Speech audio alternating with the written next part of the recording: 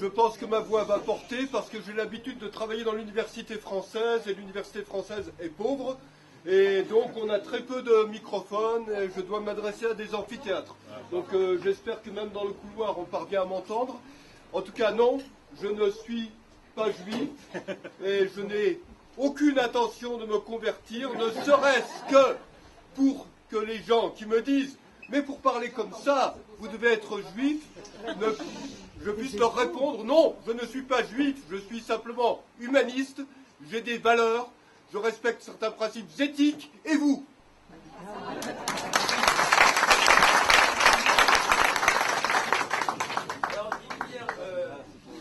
Moi je trouve que parfois c'est quand même un petit peu loin dans l'anti-obamisme primaire, j'allais dire, parce que vraiment je crois que vous l'aimez pas beaucoup. Qu'est-ce que vous avez pensé de son dernier discours, où là il a j'allais dire, franchi encore une étape en demandant à Israël de se retirer sur les lignes de 1967. Lequel le dernier? Celui d'avant de vendredi. Celui d'il y a 2 jours. Il en tient un aujourd'hui à l'AIPAC. Je ne l'ai pas encore entendu. Avec le décalage horaire, je ne sais pas s'il l'a déjà tenu. Oui. Bon, il a dit la même chose ou il a changé? Ah, oui, mais bon. Comme disait Lénine, qui fait partie de ces maîtres à penser, 3 pas en avant, 2 pas en arrière, ça fait toujours un pas en avant. Et je pense que c'est un léniniste en profondeur. Alors pourquoi? Ce n'est pas une question d'amitié ou d'inimitié vis-à-vis de Barack Obama. Je ne le connais pas. Je n'ai aucune intention de le connaître, même de très loin. Et d'ailleurs, je ne crois pas qu'il aurait envie de me rencontrer non plus. Simplement, je connais tout le passé de Barack Obama. Et quand on a été pendant 30 ans dans certains milieux, que pendant 30 ans on a eu certaines fréquentations, je pense qu'il ne s'agit pas de coïncidence, je pense qu'il s'agit d'une démarche et d'une ligne de pensée. Et l'un de mes précédents livres, que je n'ai pas ici, hélas, je ne pouvais pas tout amener avec moi, s'appelle « La résistible ascension de Barack Obama ». Pourquoi est-ce que je l'ai appelé comme ça? Parce que plus j'ai étudié le passé de Barack Obama, et plus je me suis dit qu'il y avait des proximités entre Barack Obama et le personnage d'Arturo Ui chez Bertolt Brecht. L'un et l'autre ont commencé leur carrière dans les bas-fonds du sud de Chicago. L'un et l'autre ont voulu aller très loin. L'un et l'autre ont été truands, ou au moins ont fréquenté des truands. Le truand favori de Barack Obama s'appelle Tony Rezko, né à Damas, en Syrie, pourvoyeur de fonds à différentes organisations, et qui est actuellement sous le coup de plusieurs chefs d'inculpation aux États-Unis pour détournement de fonds, extorsion de fonds, chantage, abus de pouvoir. Il y en a quelques autres sans doute, mais enfin ça fait partie des chefs d'inculpation pour Antoine Tony Rezko. Et Barack Obama a la particularité d'avoir été dans le cabinet d'avocats où il a travaillé, c'est le seul emploi qu'il a occupé en dehors de Community Organizer, l'avocat personnel d'Antoine Tony Rezko, qui a été l'un des principaux contributeurs à ses premières campagnes électorales. Donc il y a des proximités non seulement avec certains milieux très douteux, mais aussi avec le grand banditisme. Donc il y a vraiment des relations. Et en plus, le personnage d'Arturo Ui apprend à parler très bien, apprend à s'habiller très très bien, et Barack Obama aurait pu faire gravure de mode, à la limite, ça aurait été un immense avantage pour la société américaine et pour le reste du monde, parce qu'il n'aurait pas eu à parler, ni à influer sur les décisions politiques. Et pourquoi est-ce que j'ai aussi eu cette démarche vis-à-vis de Barack Obama? Parce que si je rajoute un certain nombre de noms dans son passé, ça devient accablant. Et je n'ai pas besoin d'en rajouter beaucoup. Je pourrais citer son principal associé dans toutes les associations dans lesquelles il a travaillé comme organisateur de communauté. Le mot organisateur de communauté, en fait, signifie agitateur social. Disons que dans le contexte français, on appellerait Olivier Besancenot ou des gens de ce genre-là, ou Arlette Laguiller, organisateur de communauté. C'est cela la profession essentielle qu'exerçait Barack Obama. Et avec qui a-t-il travaillé? La principale personne avec qui il a travaillé, qui a sans doute été l'écrivain fantôme, le nègre, entre guillemets, de ces 2 livres. les 2 livres qu'il a publiés jusqu'à présent. C'est quelqu'un qui s'appelle Bill Ayers. Bill Ayers, vous ne connaissez peut-être pas. Bill Ayers, ça a été le fondateur d'un groupe qui s'est appelé les Weathermen dans les années 60 aux États-Unis. Et les Weathermen, comme le nom ne l'indique pas, ce n'étaient pas des météorologistes, c'était des gens qui faisaient des attentats terroristes contre des bâtiments du gouvernement fédéral, contre des bâtiments de la police, contre des bâtiments du FBI. Et cette personne ne s'est jamais repentie de ses actes. Ce qui lui vaut d'être en liberté, c'est un vice de procédure pénale. Sinon, il serait en prison à vie pour ses actes. Là, il n'est pas en prison à vie, il est professeur de pédagogie à l'université de Chicago. Et il a été l'associé de Barack Obama pendant des années. Ce n'est qu'un nom parmi une multitude d'autres. Je pourrais rajouter celui de Jeremiah Wright. Je vais essayer de ne pas être trop long pour laisser du temps pour les questions. Mais Jeremiah Wright a été le principal conseiller spirituel de Barack Obama. Et c'est lui qui a converti Barack Obama au christianisme. Bon.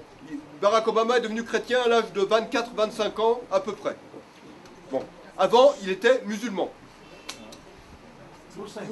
Bon, il est, à mon avis, toujours un peu, hein, sur les bords, ou même plus que sur les bords, mais enfin, toujours est-il qu'il s'est converti au christianisme, mais il faut voir dans quelle église. L'église en question s'appelle la Trinity United Church of Christ, et le pasteur de cette église a été jusqu'à l'an dernier quelqu'un qui s'appelle Jeremiah Wright.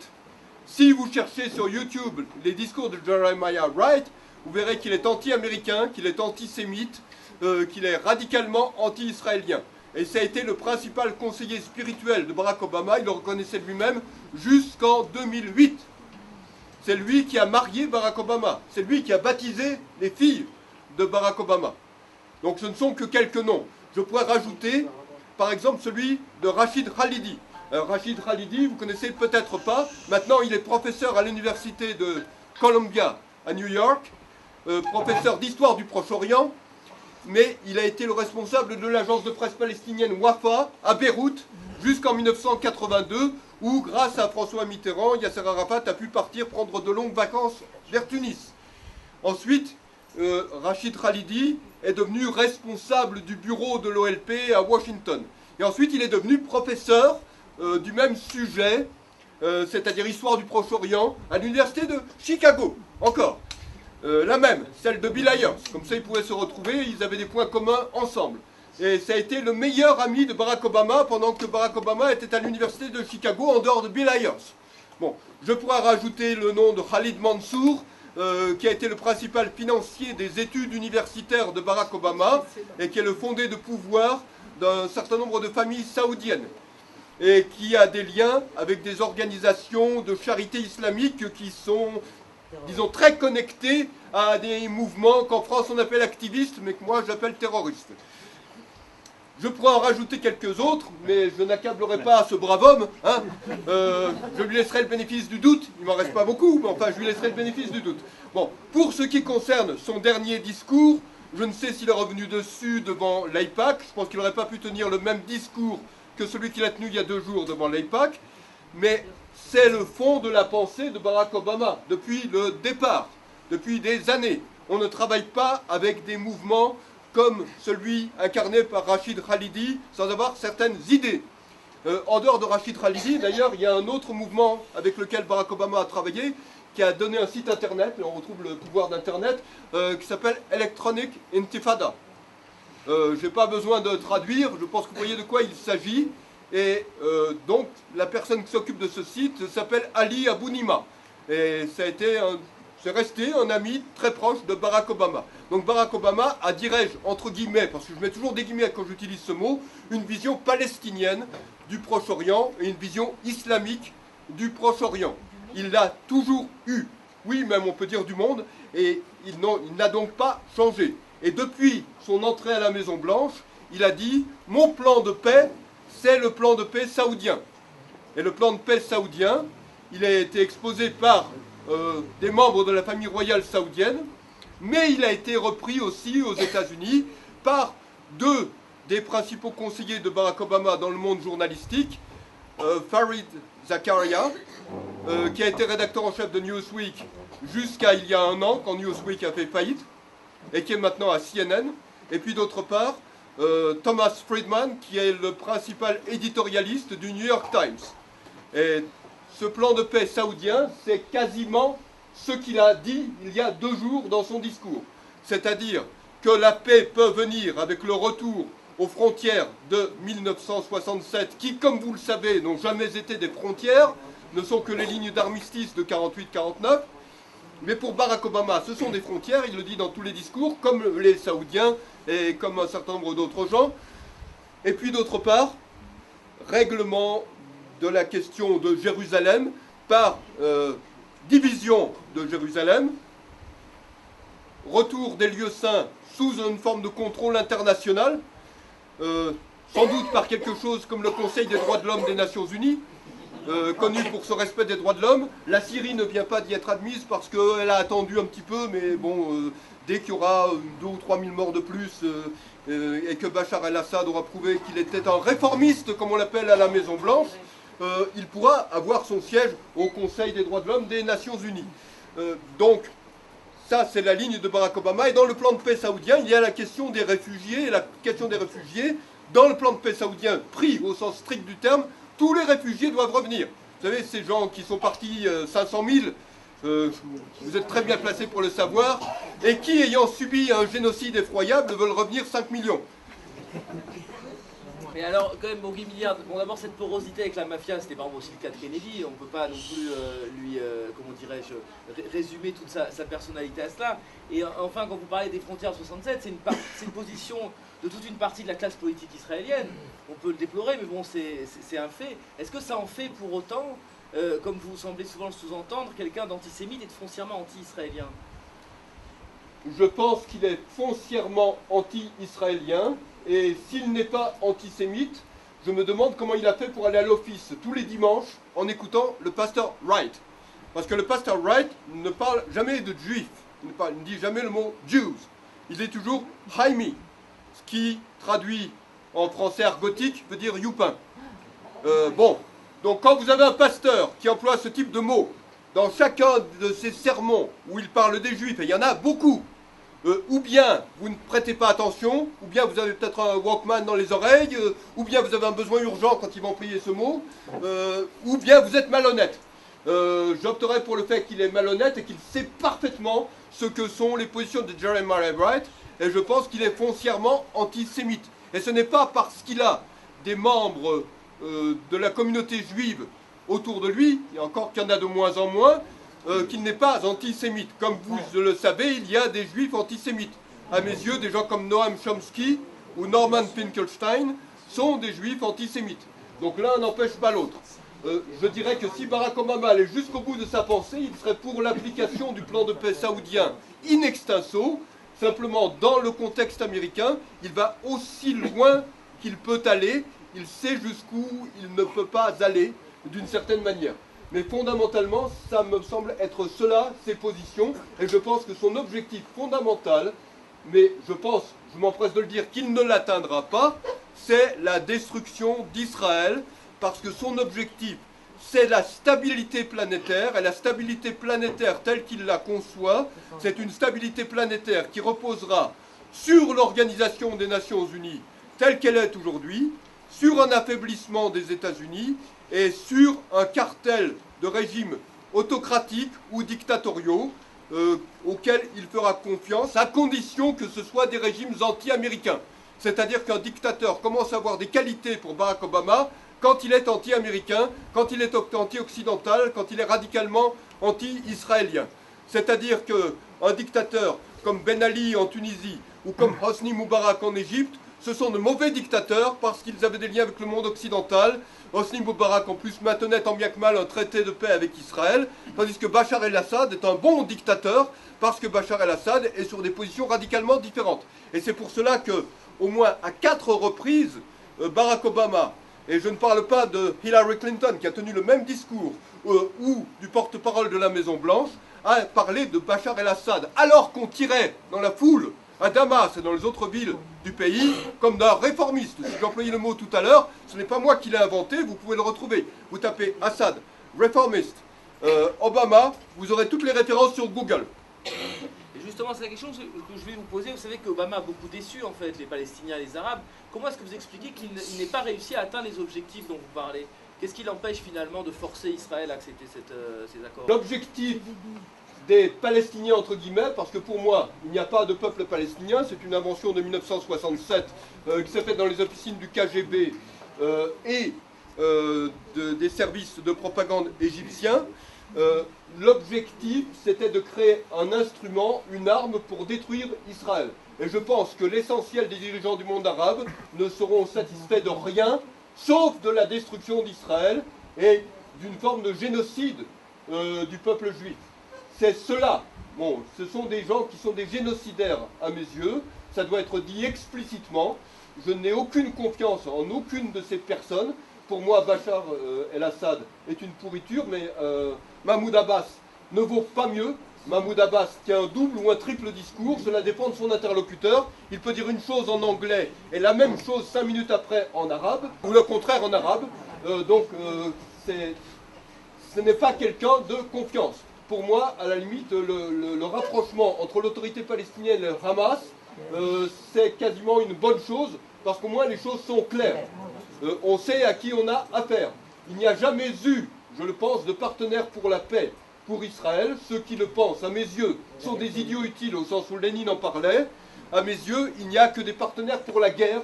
Et ce qui a commencé avec le processus d'Oslo, ça a été la guerre menée par d'autres moyens. La guerre, ça peut se mener par les armes, ça peut se mener aussi par la propagande. Et l'objectif des dirigeants palestiniens actuellement, à mes yeux, c'est d'obtenir une forme de rouleau compresseur contre Israël, de diabolisation d'Israël, de délégitimation d'Israël. Et Barack Obama a largement participé à ce mouvement. Il a participé à la diabolisation d'Israël depuis son arrivée, en tenant un discours rendant Israël responsable de quasiment tous les problèmes du Proche-Orient, voire d'au-delà du Proche-Orient.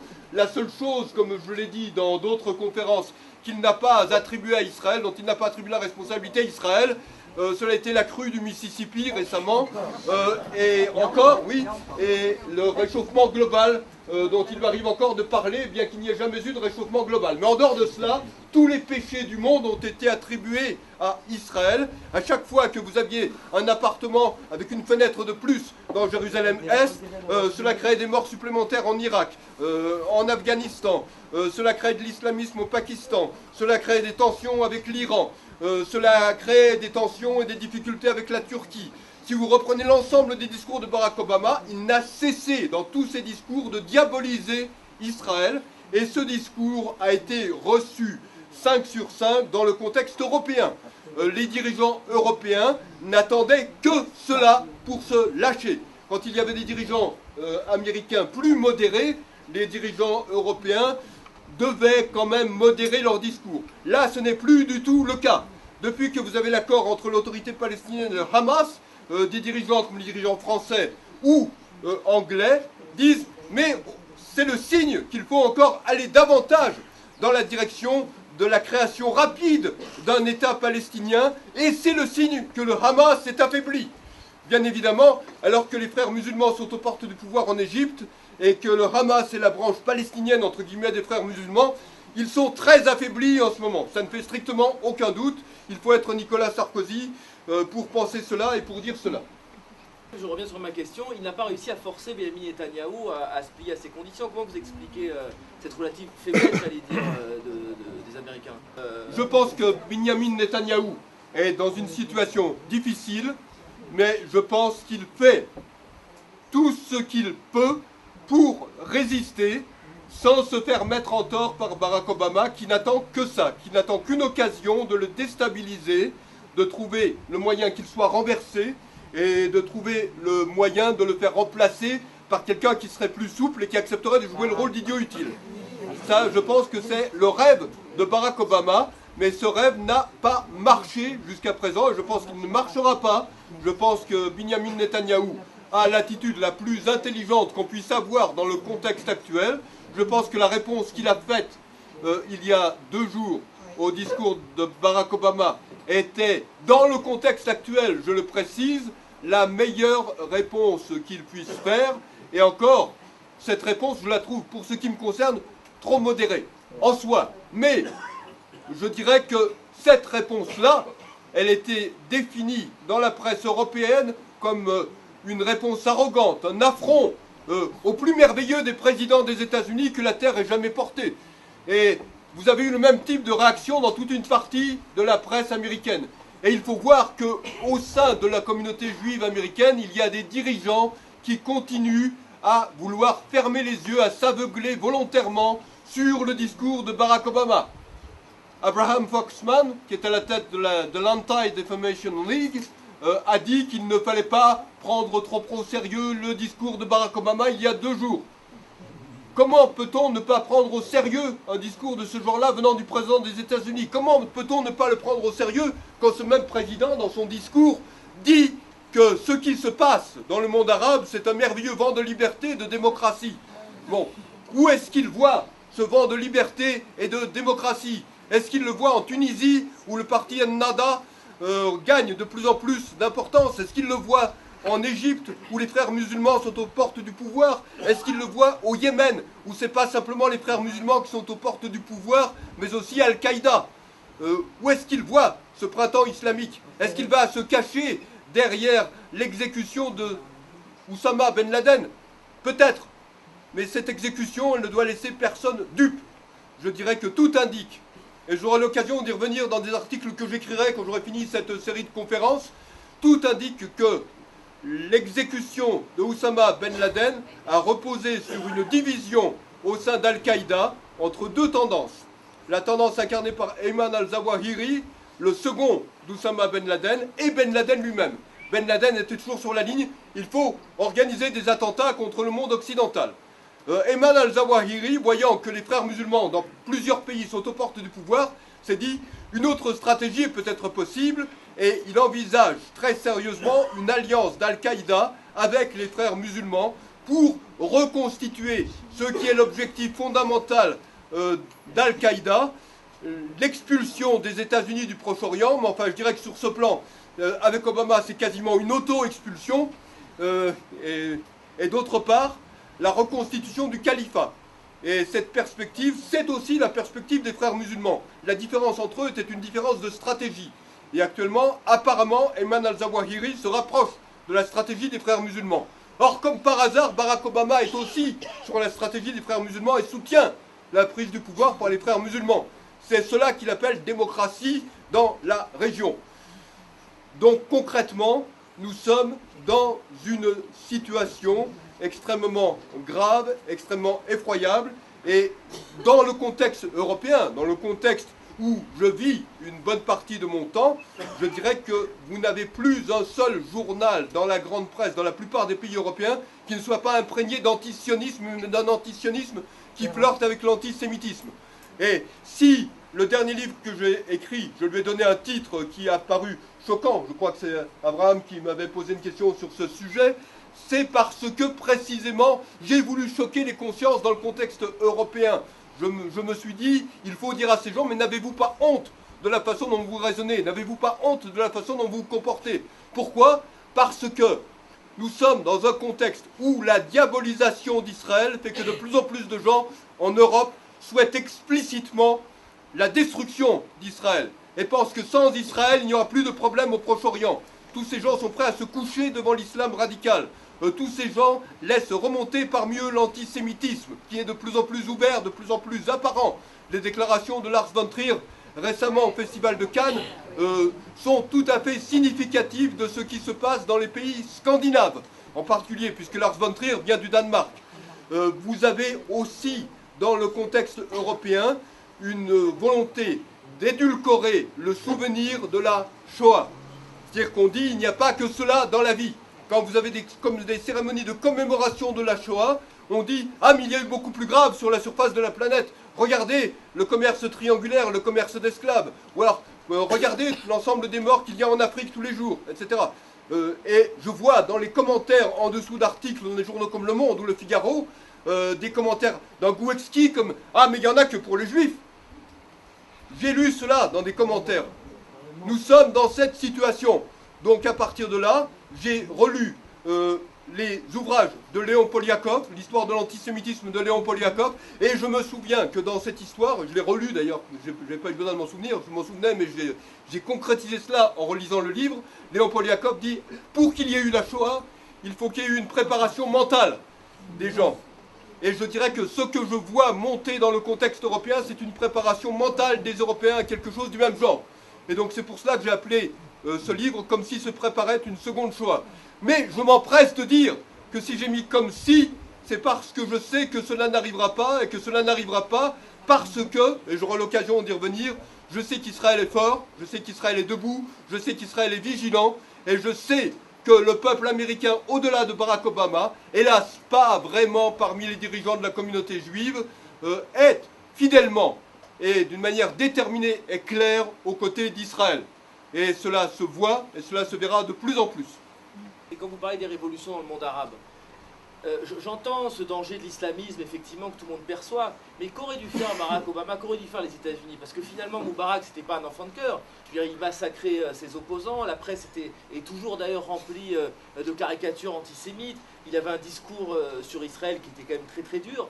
Est-ce que on a assisté quand même à un vrai mouvement populaire, une aspiration des peuples à la liberté?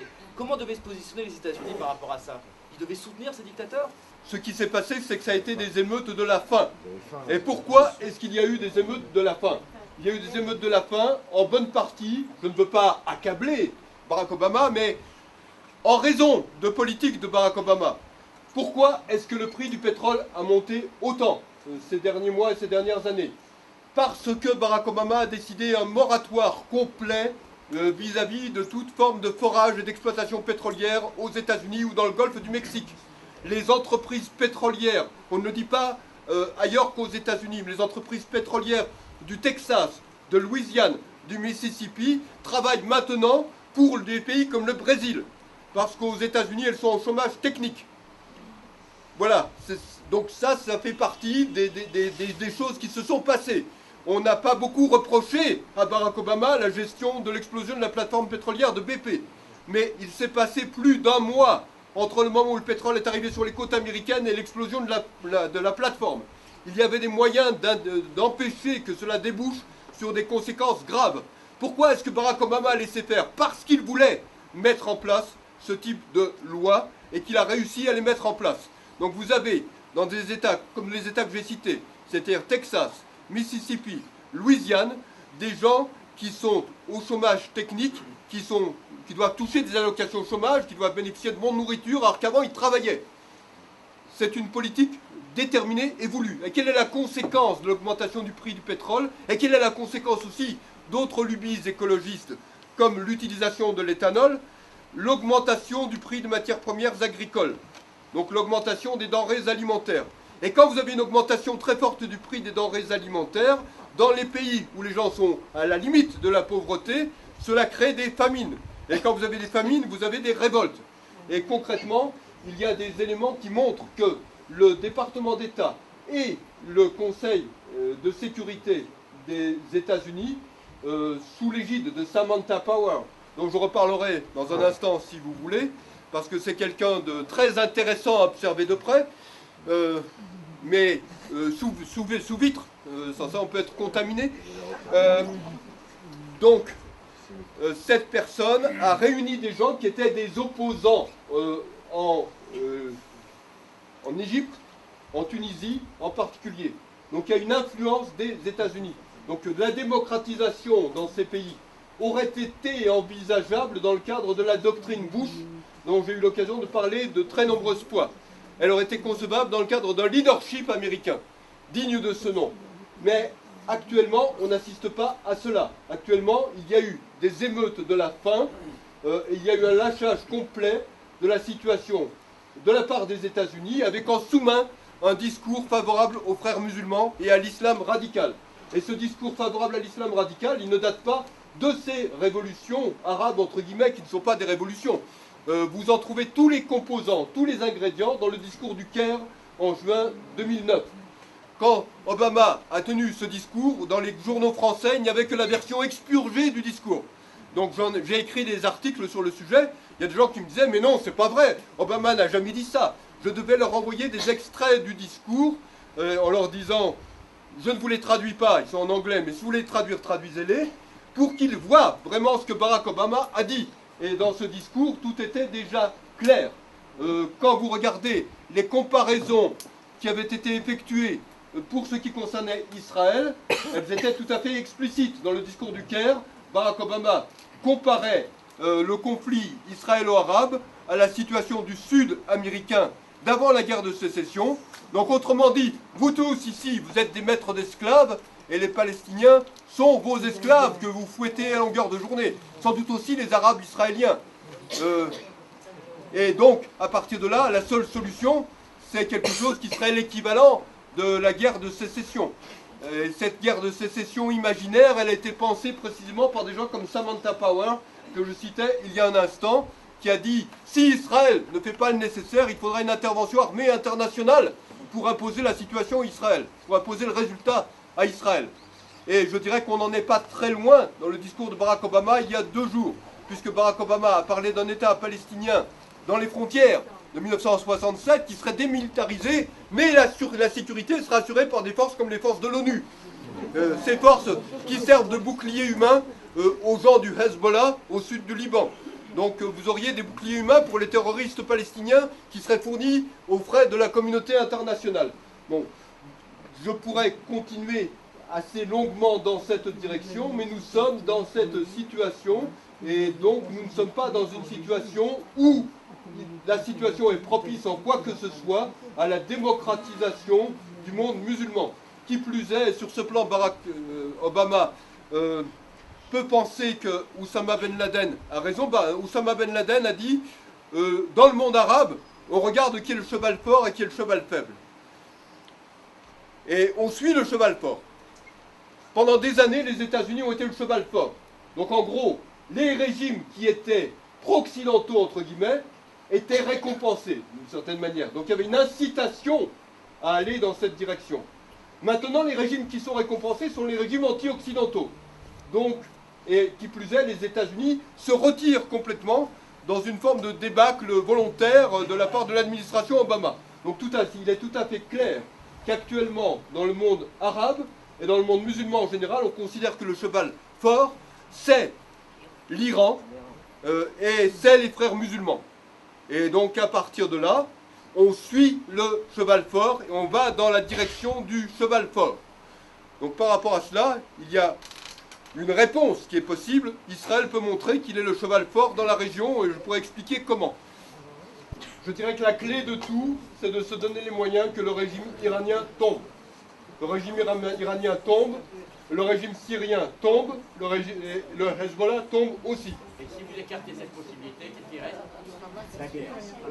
Si j'écarte cette possibilité, je dirais si tu veux la paix, prépare la guerre. C'était une phrase de Jules César.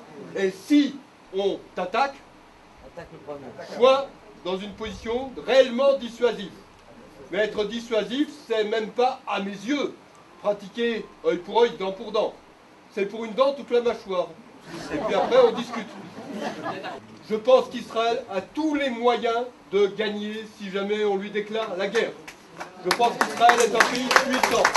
Je pense qu'Israël est beaucoup plus puissant que beaucoup de gens ne l'imaginent.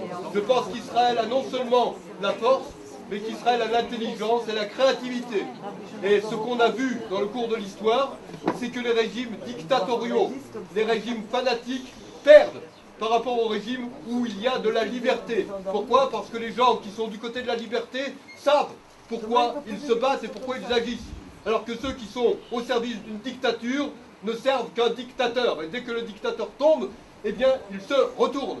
C'est une réalité qui s'est toujours vérifiée. Regardez la guerre de 67, regardez la déconfiture de l'armée égyptienne. Et je pense que les dirigeants égyptiens, d'ailleurs, en ont tiré les leçons et que l'Égypte n'est pas prête de réattaquer, même attaquer en traître. Comme pour la guerre du Kippour en 73, ça devient très difficile avec les satellites, avec les moyens de détecter les mouvements militaires aujourd'hui. Il ne faut pas oublier cela. Et sur ce plan, Israël a 10 longueurs d'avance, 100 longueurs d'avance. Il ne faut pas l'oublier. Au mois de septembre, l'Assemblée générale des Nations Unies va reconnaître la fiction et l'utopie palestinienne et un certain nombre d'Israéliens, nombreux, veulent aujourd'hui voir la loi israélienne et s'établir sur la Judée-Samarie, c'est-à-dire une annexion pure et simple, légale, juridique. Quelle serait, à ton avis, la réaction aux États-Unis et en Europe? La réaction en Europe à cette initiative qui, à mes yeux, serait pleinement légitime, serait une hostilité généralisée, mais l'hostilité européenne, ce n'est pas grave. L'Europe a tellement de problèmes intérieurs à régler, elle est déjà dans une telle déconfiture qu'elle peut parler, ça n'aura pas d'impact. Regardez ce que la France et la Grande-Bretagne, maintenant l'Italie aussi s'est trouvée embringuée là-dedans, font en Libye. Quand vous n'avez pas l'armée américaine, vous avez affaire au pied nickelé.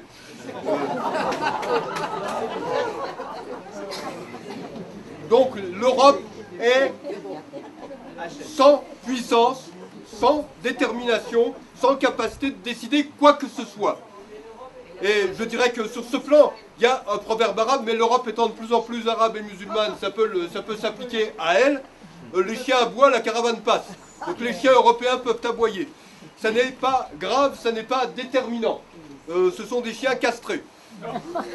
Et les Américains? Pour ce qui concerne les États-Unis, je dirais que face à ce type de décision en septembre, sachant que qui plus est, en septembre, vous aurez Durban 3, la 3e conférence mondiale antisémite, et qu'elle est organisée pour le 10e anniversaire du 11 septembre. C'est d'une indécence absolue.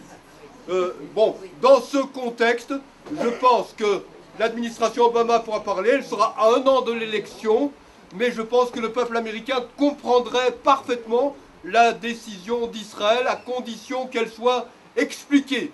Et ça, c'est ce qui doit être fait et ce qui devra être fait impérativement. Je pense que les dirigeants israéliens doivent s'adresser au peuple américain au-delà de pantins gauchistes et islamistes ou pantins des islamistes. Vous pouvez mettre les mots dans l'ordre que vous voulez, façon Obama.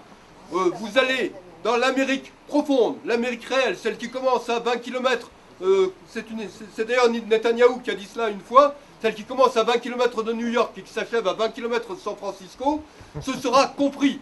Dans cette Amérique-là, on sait parfaitement qu'est-ce que c'est qu'une démocratie, qu'est-ce que c'est qu'un régime totalitaire. On sait parfaitement ce que c'est qu'un terroriste. On sait parfaitement ce que c'est que la liberté. Donc si Israël parlait dans ces termes, je pense que ce serait compris. Et je pense que c'est ce qui doit être fait. Et d'ailleurs, quand je disais qu'il y a des possibilités pour Israël d'agir, je pense qu'Israël devrait sortir d'une posture défensive aussi rapidement que possible. Je pense qu'Israël devrait adopter une position offensive. Qu'est-ce que j'entends par là? Non pas mener la guerre, mais simplement dire l'histoire c'est celle-là. Et ce n'est pas la falsification de l'histoire que vous essayez de nous faire avaler. Montrez-moi où était le peuple palestinien dont vous me parlez en 1948. Et qu'est-ce qu'ils appellent la Nakba? C'est l'impossibilité, l'échec, la faillite pour eux d'avoir tué l'ensemble du peuple israélien, l'impossibilité d'avoir réalisé une seconde Shoah 3 ans après l'autre. C'est cela qu'ils appellent la Nakba. Eh bien tant mieux qu'ils restent dans leur Nakba et qu'ils y croupissent. Si c'est cela.